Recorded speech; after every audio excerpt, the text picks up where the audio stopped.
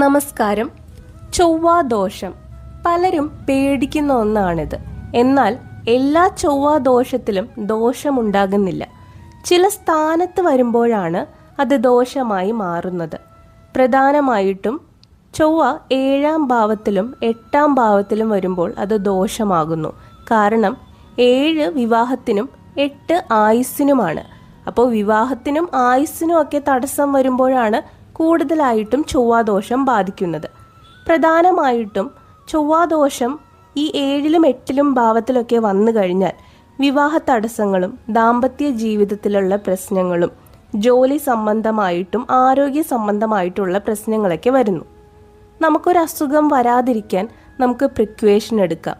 ഇനി അഥവാ വന്നാലും നമുക്ക് മെഡിസിൻ കഴിക്കാം. അതുപോലെ തന്നെയാണ് ആസ്ട്രോളജിയിലും. നമുക്കത് ഒരു സംഭവം വരാതിരിക്കാൻ നമുക്ക് പ്രിക്വേഷൻ എടുക്കാം, പരിഹാരങ്ങൾ ചെയ്യാം.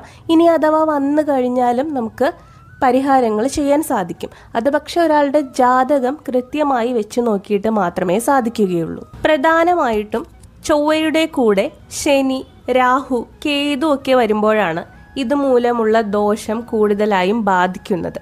അതുപോലെ തന്നെ പലർക്കുമുള്ള സംശയമാണ് ചൊവ്വാദോഷമുള്ളവരെ വിവാഹം കഴിക്കാമോ എന്നുള്ളത്. തീർച്ചയായിട്ടും കഴിക്കുന്നത് കൊണ്ട് തെറ്റൊന്നുമില്ല. പ്രത്യേകിച്ച് വരനും വധുവിനും ചൊവ്വാദോഷം ഉണ്ടെങ്കിൽ അതുമൂലമുള്ള ദോഷമില്ലാതെയാകുമെന്നാണ് ജ്യോതിഷപ്രകാരമുള്ള വിശ്വാസം. അതുപോലെ തന്നെ ചൊവ്വാദോഷത്തിനൊരു പരിഹാരമായി പറയപ്പെടുന്നത് നവഗ്രഹ പൂജയാണ്.